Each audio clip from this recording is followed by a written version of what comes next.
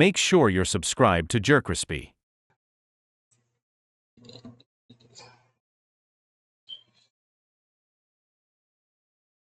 What's up, y'all? It shows someone does the most. JerCrispy with another video.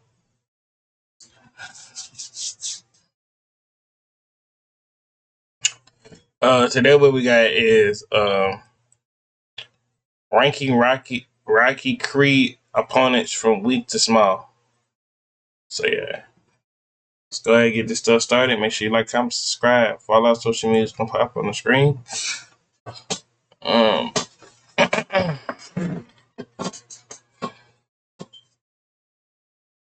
So who is the weakest and the strongest as that?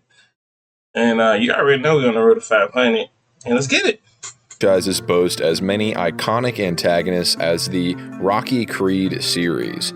And after comparing the heroes of the franchise, today I'll be ranking the foes from weakest to strongest. Now, what I mean by that, because what I'm about to say is more of a mouthful and would not fit on a YouTube thumbnail or title, is I'll be listing them in order of who would actually win 6 out of 10 times in a standard 12 to 15 round boxing match. I'll be taking into account factors such as strength, skill, endurance, and all the qualities that matter in a fight. However, at the same time, keep in mind that some characters on this list will be placed above others based on factors such as raw strength or durability, despite not necessarily being more skilled or faster per se. Sometimes it's like McGregor versus the Mountain. There's no amount of prowess that can overcome such a discrepancy of force. And believe it or not, that happens quite a lot when you really start to analyze the Rocky characters. So know that just because a character is ranked higher than another, it doesn't always mean they're better than everyone below them in every quality. Okay. Just that they might possess a single trait that makes their victory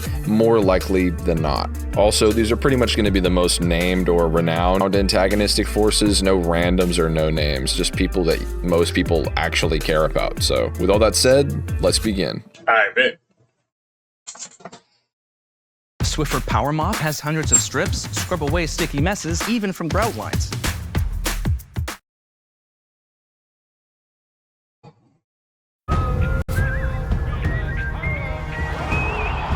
This game is once in a century.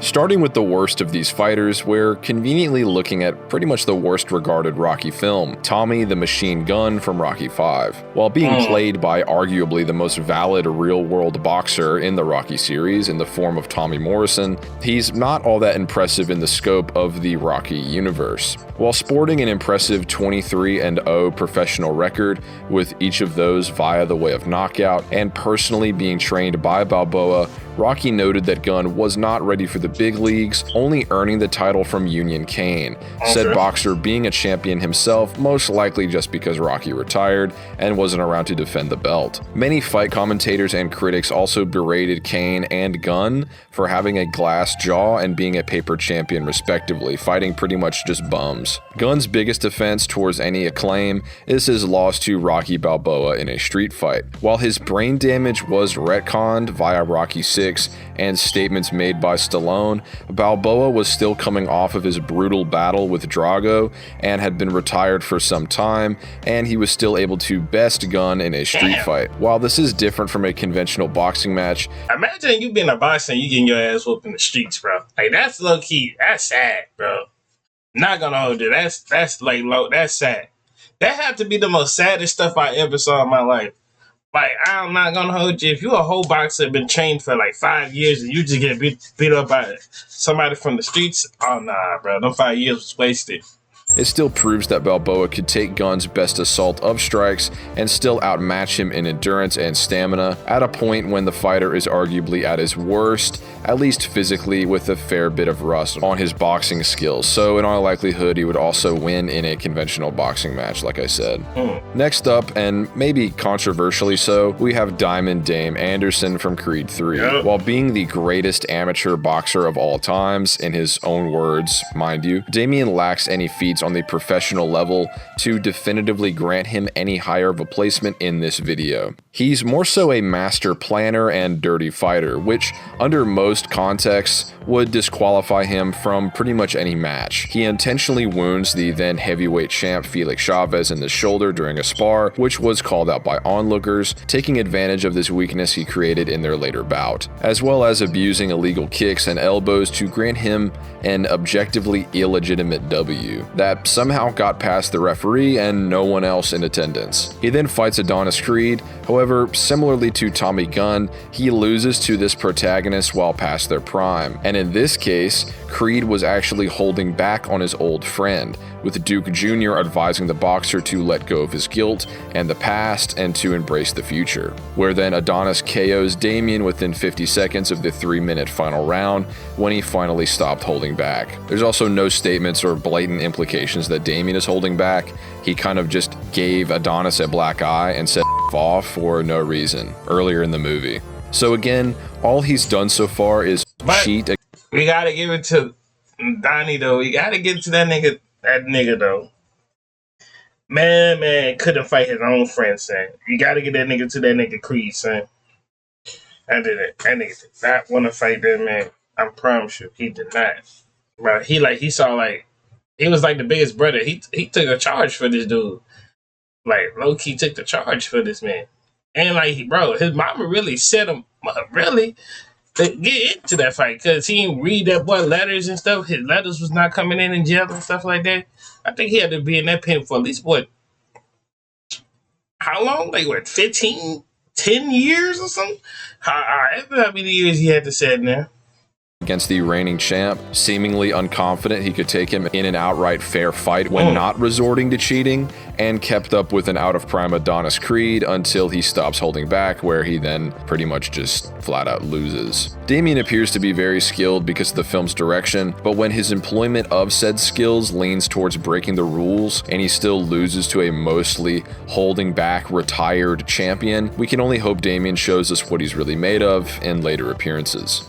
Next up, we have Danny Wheeler from Creed 1 and 2, ranked as the number 2 pound-for-pound fighter in 2015 with 31 Ws, 0 losses, and 18 knockouts, holding 3 championship titles across 2 organizations and a magazine. It was stated in Creed 2 by fight commentators that he'd be capable of KOing the post-Creed 1 Adonis, if not for his less powerful state, seen 3 years post his prime, in the 4th round of their championship fight. This is Adonis after he'd already gone the distance with Ricky. What was the dude who took his keys, though? What was one of those dudes took his keys, and he had got it back for Wardom. He said, man, give me my keys back now.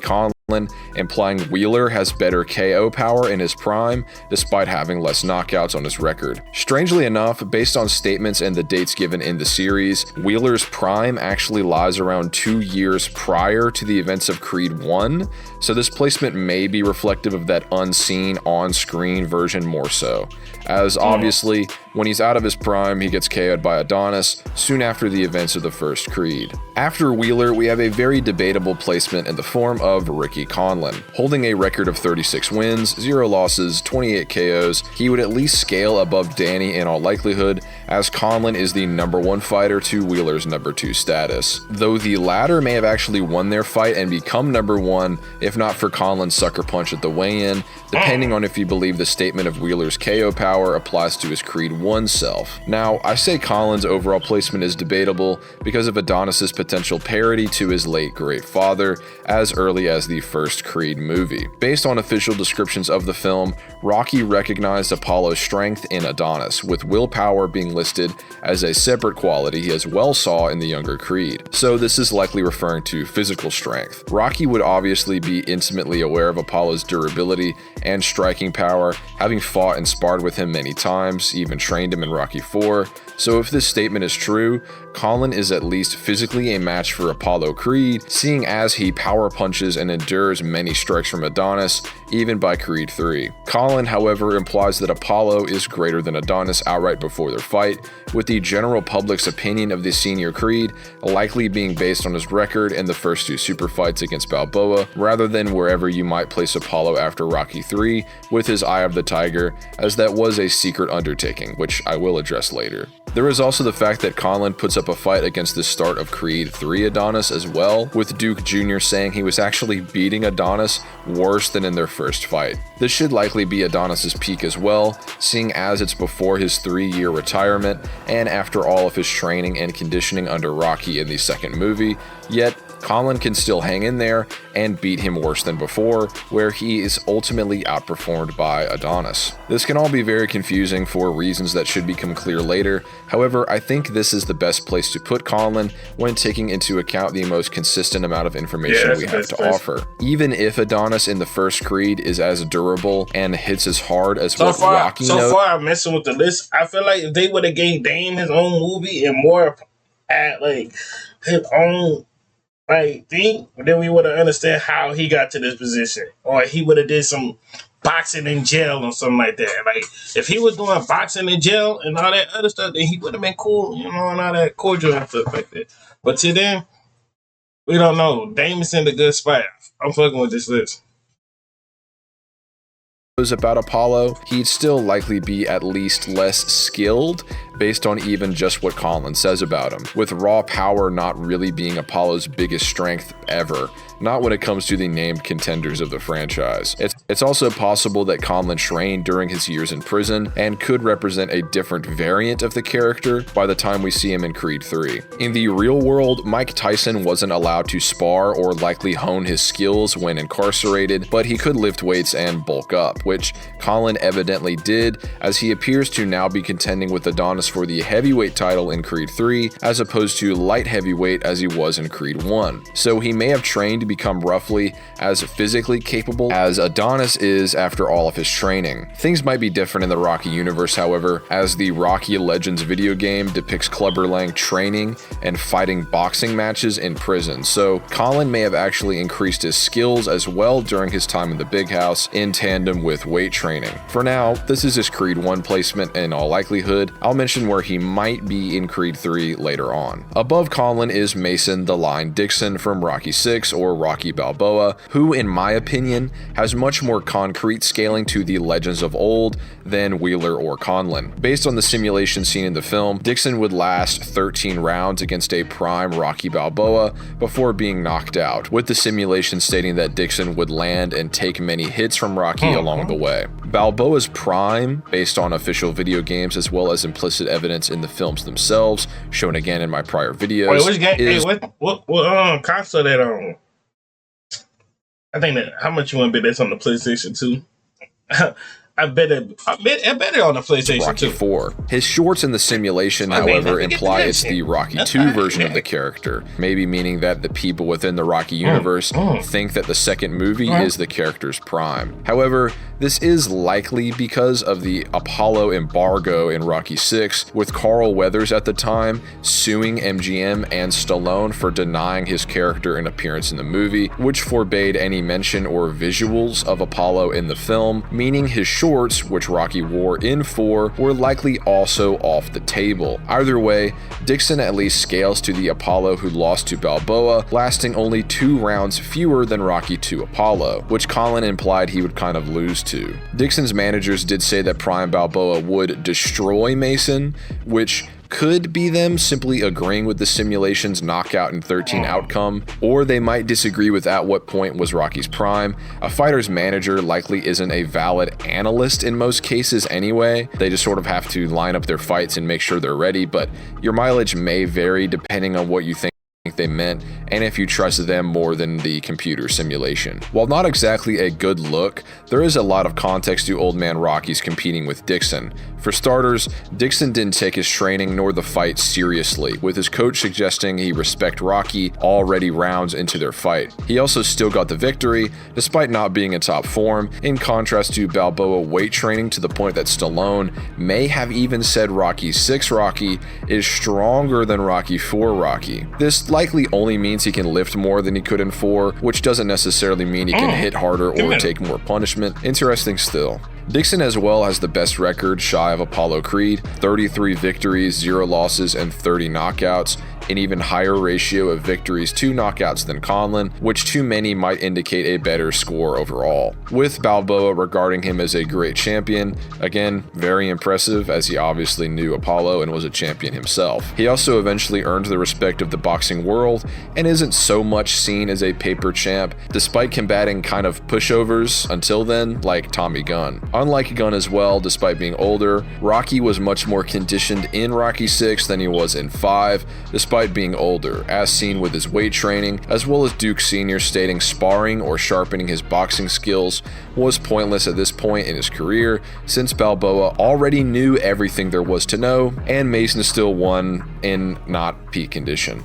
Next up, the Master of Disaster, Apollo Creed. Now, put your pitchforks away because there's a lot to unpack here. Apollo boasts the greatest record in the entirety of the franchise, a 46-0 win streak before his loss in Rocky 2. His skills passed on to Adonis Creed were still relevant and winning strategies against the number 4 fighter in the world in the year of 2015, showing the longevity of his tactics. He's even considered maybe the greatest boxer ever by the media at the time of Creed, with Balboa upholding him as a perfect and best fighter there's ever been, implying he was out of his prime in Rocky 2 as well. However, there's a difference between being seen as a GOAT athlete and being objectively unbeatable or the most capable fighter. Apollo was based on Muhammad Ali, his movement / charisma, etc. In the real world, many would consider Ali the GOAT in large part because of his attitude and impact on the boxing world and society at large. Yet, he wasn't unbeatable even in his own career. Joe Frazier infamously beat Ali, and the greatest himself admitted he'd likely lose to Rocky Marciano, as he saw him as superior to Joe Frazier. I think he was better than Joe Frazier, put it that way. Really? I truly think he was better than Joe Frazier. You know what Joe Frazier did to me and how I barely got by him a couple times. I think it'll be even. He may have won. Yet, at the same time, Ali is more so widely considered as the boxing GOAT, more than those who did or would defeat him in a fight because of the other reasons mentioned before. The same would apply to Apollo, a highly influential fighter with the greatest record who did and would lose to less GOAT status boxers. Rocky's statement in Creed 1 could fall under this as well, and even if it didn't, Stallone said of his character that he's incredibly humble and has little regard for how he himself is perceived in that kind of conversation. His personality is so embracing, so humble, that even though he's being made to look like a fool, he won't embarrass you. He won't seem to cause any sort of indignation on his part. He doesn't want to be seen as a bum, but he doesn't care if you think he's the greatest or not, and would never see himself in that light anyway. Pair that with the fact that Apollo is his dead friend, whose death is likely the second biggest tragedy of his life next to the passing of his wife. I think it makes sense that Balboa would see Apollo as the best fighter, despite the more objective fact that he'd lose to other boxers even in his prime. Many people disregard a lot of the feats or statements placing other fighters above Apollo, deferring to Creed's prime not seen on screen, suggesting what are these games, bro? He put me on to games, more boxing games than that Andre Bishop game. he's out of prime whenever we see him in any movie, and attributing his GOAT statements to that version of the character, and ignoring any of his losses or potentially superior opponents, claiming he'd just beat all of them too if he was in his unseen prime. For starters, many modern resources that Balboa wouldn't be privy to list an athlete's prime era lasting but in up the movie, to I think he died. Like, old dude didn't threw the flag and Rocky ain't threw the flag, bro. It would have been straight. Age of 35, with Apollo being 34 and around 35 at the time of both super fights against Rocky, with Creed being highly trained and single-mindedly motivated to best Balboa in Rocky 2. He even says he's in the best shape of his life. Even if you think Apollo was out of his prime, Rocky feels the same way about himself in Rocky 1. He has far less immediate training than Apollo in Rocky 2 because he was at his wife's bedside, has a bad eye, and he still goes the distance with Apollo in Rocky 1 and wins in Rocky 2. As for their rematch in Rocky 3, which Balboa said Apollo won, you have to consider the context. Rocky was doing this for a favor. He had already become champion again and proven to himself that he can carry those responsibilities without Mickey and is a genuine top tier. Apollo is yet to do that and craves to know that he isn't obsolete. Basically, if you break it down, he wants and needs this victory more than Rocky. Adrian didn't tell Balboa he needs to win this. It doesn't matter to Rocky if the world sees him as better than Apollo. No one even learns about this fight publicly. He's not going to be giving it his all based on everything we know about Balboa's character. He also only got a bruised eye from the fight, as opposed to being hospitalized after the first super fight, or the first fight against Clubber, or the fight versus Ivan, showing that this rematch was nowhere near as intense of a drag-out battle that we know Rocky is capable of. In fact, Apollo could be a better quote-unquote fighter because of that, because it matters most to him that he knows he's great. Whereas for Rocky, he sort of fights for different reasons that are more so about his life rather than just the sport or his own prowess independent of himself. He lacks that kind of super ego that a lot of in real life GOAT athletes have. But that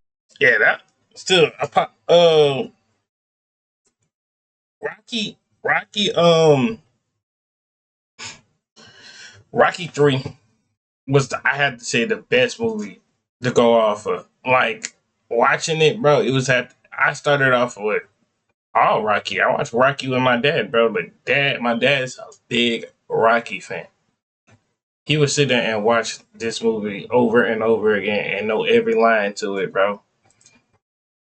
That doesn't mean he can't beat Apollo or would beat Apollo more times than not. Again, as I've said in my other videos and as presented thus far. There just isn't enough of an argument there to place quote-unquote prime Apollo, whatever you think that means, in a totally different tier than early Rocky or Rocky 2 Apollo, or above opponents that also scale above said versions of Balboa. I've addressed many of the other statements and arguments in my other videos, so check those out if you aren't convinced before you comment, I promise. Apollo can be the GOAT and still not actually be the greatest / undefeatable fighter in his prime, just like in real life.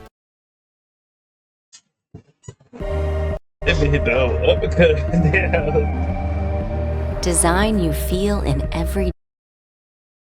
With that said, Clubber Lang was stated to be above Rocky 1 and Rocky 2 Apollo by Creed himself, and was called more powerful in official statements and summaries of Rocky 3. This is most likely due to Clubber's devastating strikes and durability.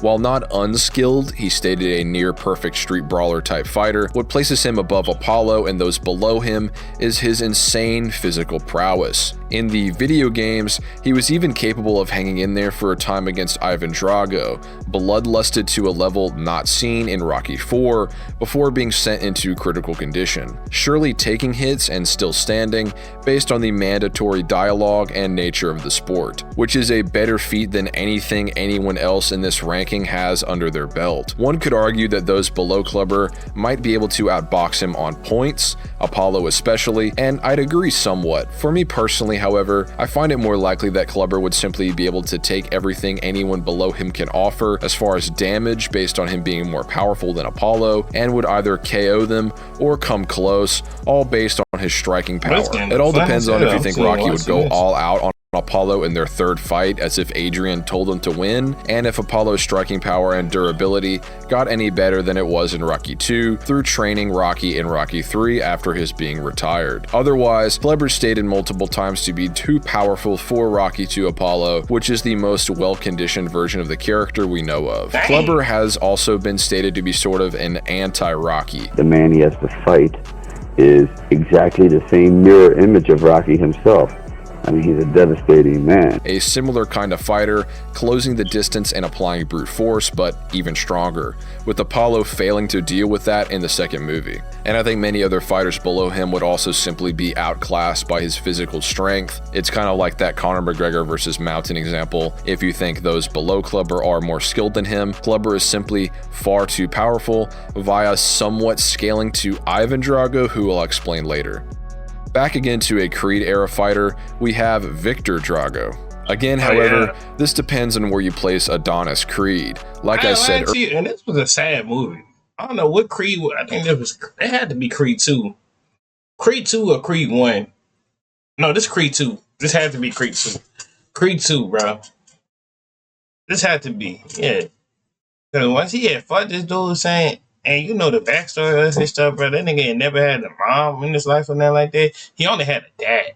That's the thing about it. Imagine you not having a mom in your life, bro. That's pretty sad. Earlier in Creed 1, Adonis was officially stated to be as strong as Apollo, with Stallone on Twitter stating that Creed 2 Adonis would bully Clubber Lang through strength and speed, with Victor crippling Adonis within 3 rounds of their first fight and after Adonis moved up a weight class. Creed then trains to bolster his durability and likely his striking power in a similar manner as Balboa in Rocky IV to rematch Victor. Around this time in the Creed Champions video game, Rocky states that Adonis is better than Apollo could ever hope to be, and Victor then goes on to seemingly outperform Adonis in a behind closed doors rematch in the same game. Victor is also stated to be greater than Conlon, as he was in Creed 1, and better than Wheeler in Creed 2 itself. Adonis was actually officially the underdog against Victor in their rematch, with his victory being an upset. Drago was winning by points, and likely would have won if he wasn't demoralized by his mother abandoning his ringside, which is all wrapped up in Ivan wanting to earn his father's love. He knew winning his mother back mattered greatly to Ivan, so he was deeply hurt by seeing her abandon them again. He's another especially powerful foe like Clubber, but is notable for likely possessing some measure of Ivan's skill, as he was taught to counter combinations that were successful against Ivan decades ago. However, strangely enough, Victor isn't the champion 3 years after Creed 2, even though Adonis says the current number 1 isn't ready for Drago. He's also laid out by a couple of random dudes, which probably isn't happening to the rest of this list if you ask me, even with a nightstick. I'm not even sure Tommy Gunn would go down to some guy calling his name and punching him twice in the face, but it is what it is.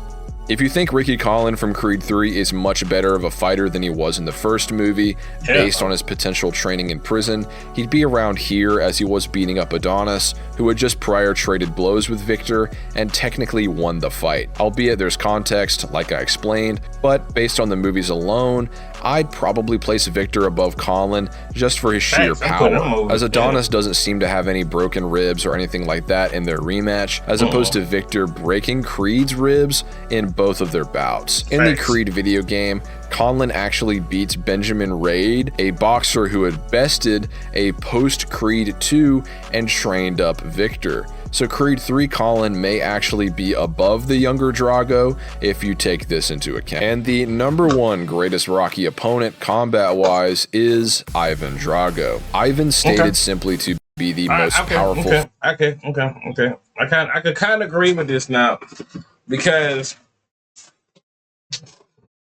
like, let's be real. If you watch, I think Rocky 3 or something, it was one of those. Right, yeah, Rocky 3. Where Rocky was fighting that, and we watched that last year by Zippy Fire. We watched that. Dude, they was going lick for lick the last round. Dude got tired, bro. And I think that split in. They was going lick for lick, bro. Rocky had to clutch up, because it was a round before. Like that round before, bro, Drago was like, wow, put him on the ground. He got up, hit. He's like this. Let's get it again. Last round, Rocky came in clutch. Foe Balboa had ever fought, with unmatched strength and perfect training. Rocky being above Adonis and by proxy his foes, as explained in my Rocky vs. Adonis video. Ivan is brain. I think Drago have a better chance of beating his own son. That's just me though. Beating his own son and all the dudes down on the other list. And Braun, a fighter from the future in Stallone's words. Drago is the future. He's not a primitive. He's the future. He's science. He's evolved 1,000 years where man should be. Perfect, intelligent, flawless. with up to 2,150 psi behind his strikes. For reference, a powerful real-world fighter who's also in the Rocky universe for some reason, Mike Tyson, punches with up to 1,800 psi based on some sources, making Ivan's strikes 1.2 times stronger than Iron Mike's. No one in the series besides Rocky and 4 has any logical reason to be able to endure these forces for long without outright dying, like in the case of legends and great fighters like Apollo and Clubber Lang. Again, like I feel like I have to say in all of my videos talking about Ivan, over 2,000 pounds per square inch is enough to crush a human skull 4 times over, shatter concrete, and is greater than the force behind the bite of a tiger. Not to mention Ivan's renown as a perfect boxer, stated to be 1,000 years more advanced, again, in the writer-director Stallone's words. His boxing prowess would as well be the peak among Rocky or Adonis's foes, based on this. His description as a totally new breed of fighter, trained to perfection, would put his skills in their own echelon as well. Punches, counterpunches, dodges, footwork, Ivan's a master of it all. There's not too much to say about him beyond that, honestly. He's just demonstrably at the top, being Rocky's ultimate challenge, requiring him to get stronger than ever, and going the distance with the stallion. He also blatantly beats Clubber, as I've mentioned. His striking strength and endurance are unrivaled as an antagonist. He kept up with Rocky utilizing Apollo's style, as mentioned in the film's script, someone whose skills are devastatingly relevant, even into... Nah, we gotta see out of these two, Rocky and, damn, who will win the fight off of that too? Cause like, Lucky, that sound like, that's like a good fight. The current time of the franchise. Honestly, just his superhuman punches and staying power alone puts him at the top, as no one else would be able to effectively hurt him, and he'd eventually brutalize them with strikes. Newton's third law means that whenever you exert a force, that force is also exerted onto you. So Ivan's durability would at least be within that same range of over 2,000 pounds per square inch. So that, on top of his prowess, just solidifies his placement even more. It's also worth keeping in mind that he probably wasn't on steroids when he beat Clubber, as this was after he was sort of defamed from the Soviet Union. So he's still an exceptionally powerful fighter without steroid use, so I don't think it would just get him disqualified outright. But with all that said, thanks for watching. Feel free to leave. I mess with this list, low key. I mess with this list. This is a good list. That's a good list. I'm not gonna hold you. That's an amazing list. But hope y'all enjoyed the video. Make sure you like, comment, subscribe, follow our social media. Did pop on the screen. We're on the road to 500, and I'm out.